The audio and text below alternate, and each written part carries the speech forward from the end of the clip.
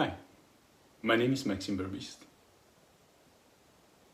I'm going to answer in this video to 3 questions. What is destiny? Why are there 7 types of destiny? And how destiny makes our life irrational? So, if your life is absolutely normal and happens exactly the way you want to happen, you don't need that video. Why 7 destinies? Nowadays, we still speak about the 7 notes of the musical scale. We still have 7 days in our week. We speak about the 7 deadly sins and sometimes about the 7 metals in alchemy. All those notions are connected to an age-old wisdom in the Western tradition that asserts that consciousness is divided in several layers. In our modern time, around World War II, Alice Bailey wrote the treatise on the 7 rays, which is a reformulation of that age-old wisdom into a language that fits to modern mind. Alice Bailey asserts that every unit of consciousness, being an individual or a human group, tend to have its consciousness colored by one of the 7 qualities that she calls the 7 rays. There are 7 destinies because there are 7 rays. And in this video, what we will refer as destiny is nothing more than what Bailey calls the ray of the soul. In order to make that knowledge more accessible, instead of using Bailey's terminology, we will embody each of the 7 qualities into a traditional profession that embodies particularly the quality of the ray. So the warrior represents the first ray, consciousness and destiny, as the gardener represents the 2nd ray, the merchant the 3rd ray, the artist the 4th ray, the artisan the 5th ray, the preacher the 6th ray, and the diplomat the 7th ray.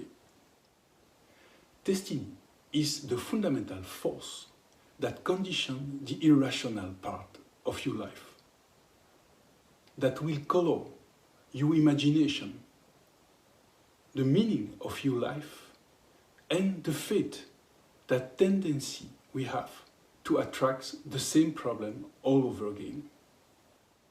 What is the imagination? Every day when we dream, when we daydream, or when we want to write a novel, we use that power of the mind to make up mental images without direct sensory perceptions.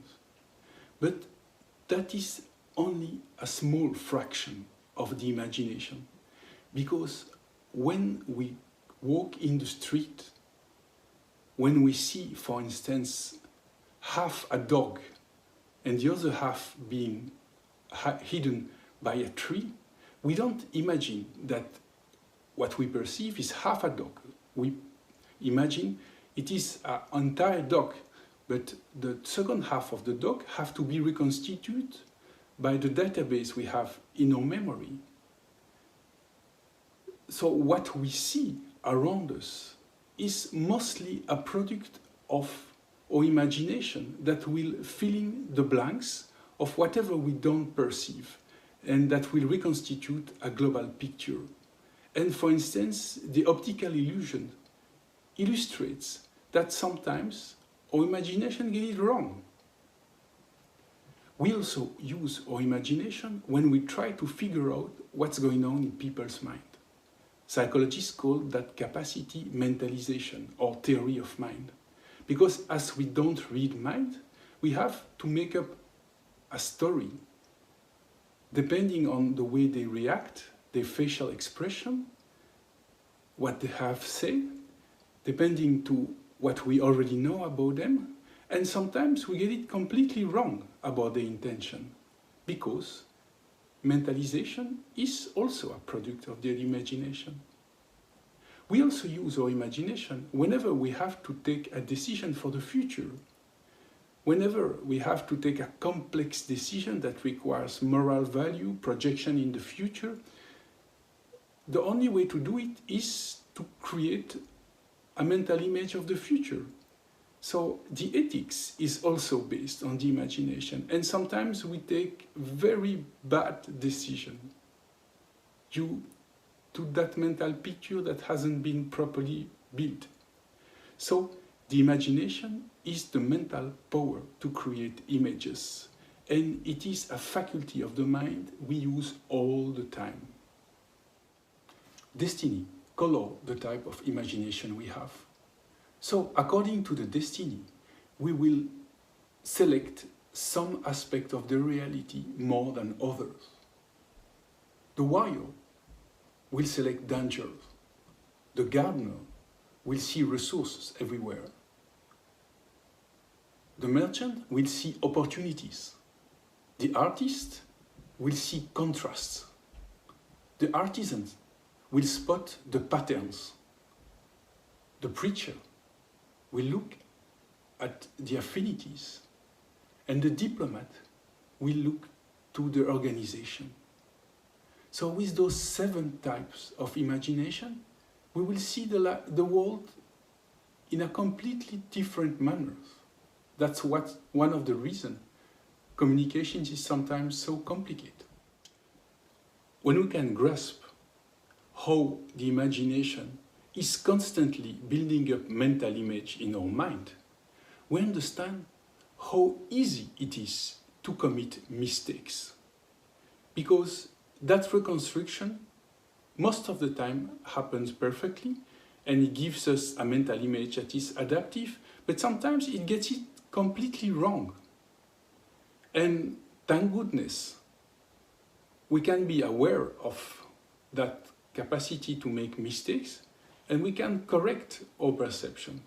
But sometimes, and with some type of personality, our tendency to make mistakes, it's so deeply embedded in the personality that we become somehow blind to some aspect of the reality. And this creates the first aspect of the irrational, a systematic tendency to distort reality due to some twist of the imagination. Destiny colors the meaning of our life. But what gives meaning to our life? So the easiest answer would be getting what we want in life. We all have goals. But if this would be the case, how to explain that some people seem to have everything? Love, reputation, money, talent, and still want to kill themselves. On the other side, how to explain that some people may be physically sick, financially broken, victim of massive abuse, and still are willing to fight for their life? A second thought about the meaning of life would be to follow the moral model, is that the meaning of life comes out of the practice of virtue, or acting selflessly for the society. But this explanation has also a flaw, because many very good people are deeply depressed or in burnout, even if they spend their entire energy for the well-being of others. And some people are completely immoral, spend their life to find ways to harm others, and they seem to find life perfectly meaningful. So here is the trick with the meaning of life. We can find a lot of meaning in the pursuit of personal desire or of virtues. But at the moment we arrive to our goal, the meaning is gone. So what gives a meaning in life is not the thing we desire to happen, but the pure fact of striving for it. Each of the 7 destinies is built upon an unconditional desire that we will call conatus, which will drive us to strive for many desires, for many virtues, and to find meaning into it, and then to lose the meaning and to find meaning to other desires. What gives meaning to the warrior? It's the competition. For the gardener, it is taking care. For the merchant, it is exchanging. For the artist, it is to reconcile. For the artisan, it is to master something. For the preacher, it is to create union. And for the diplomat, is an actual and social realization. So all those unconditional desires, all those conatus, will give meaning to the different types of destiny. Sometimes, when we look backwards to our life, it seems that some problem keeps coming over again, even if we don't do anything to get them or we try to avoid them actively. And this sensation is called fate. Most of psychologists do not believe in fate, and they will explain that that sensation is the product of a confirmation bias. It means that you select the part of life that fits to that sensation, and you will declare that you keep attracting that problem. But it's a pure product of your imagination. Some psychologists who are used to work with personality disorder are aware that sometimes there is in human being a very disturbing capacity to emit some mental states that will affect others' behavior, and they will force them, even if they don't notice, to react in a certain manner. So we also have that power of unconscious communication to force others to act in a certain way towards us, and they won't do the same with other people because it comes from our mind and it goes in their mind even if they don't notice it. We call it projective identification or countertransference. The third explanation on fate requires a big stretch of the imagination, and it is called synchronicity, or the capacity to generate events around us just because we have them in the mind. Of course, this sounds completely unscientific, and only a small fraction of psychologists believe in it. Even if we believe that fate is the pure product of imagination, fate is still a fact in psychology, because even the most rational person sometimes feel overwhelmed by a feeling of fate. When we say that destiny conditions the type of fate we have, we mean that every of the 7 destiny will tend to be bothered with the same type of problem throughout the entire life. So for the warrior, it will be a matter of hatred. For the gardener, it will be a problem around greed. For the merchant, it will be around gluttony. From the artisan, it will be from the artist, it will be around sloth. The artisan will be about envy. The preacher will be about lust. And the diplomat, it will be a problem of pride. So you may have recognized what is usually referred as the 7 deadly sins. And actually, we do not mean that those destinies push people to indulge into those sins. But more globally, they will find a problem around that all over their life. And all the conflicts will have that hallmark.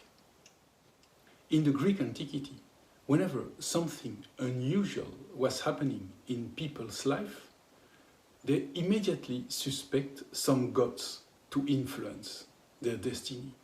Nowadays, we have to live without the gods. But destiny acts a little bit in our life as one of those old Greek gods would do. They will inject irrationality in our life. So, as destiny colors our imagination, it also colors the type of errors we will commit by mistake, or sometimes due to a complete distortion of the personality. Destiny will also color that unconditional sense of motivation that we have called the conatus. And if it's unconditional, it has something irrational because it can give us a lot of meaning to certain desire and certain virtue, and at one moment we may lose any interest for the very same thing. The third layer of irrational is fate, is that capacity to attract to ourselves the same problem over and over again. So destiny conditions the irrational in our life. What can we do about our destiny? What can we do about irrational? There are basically three types of response we can give to it. The first of all is the cheapest. It is denial. So basically, you may consider that the irrational is not worth paying attention to, and it just affects people who are crazy. Another attitude will be to seek intellectually to grasp the drama of existence through humanities, through novels, through philosophies, trying to understand how and why humans are so irrational. But there is a third possibility for the irrational, is to take it for granted that irrational is part of life and decide to train that irrational in one specific direction. So the irrational won't take control of the rest of our life. And it is the spiritual practice. So all the 7 types of destiny are embedded with one vision of the spiritual, which is specific to this destiny. And for the warrior, he would need to practice forgiveness. The gardener will practice gratefulness. The merchant will practice mindfulness. The artist will find spirituality into relationship. The artisan will find spirituality in the study of gnosis. The preacher will find its spirituality in the mystic quest. And the diplomat will find it in the practice of magic. And of course, everyone can practice the type of spirituality he wants, if this matters for him or her. But we are conditioned to react positively, more specifically to one of those 7 channels. In the next video, we will study one by one all the 7 types of destiny, and for the last one, the 9th, we will try to explore what does destiny mean in terms of mental health.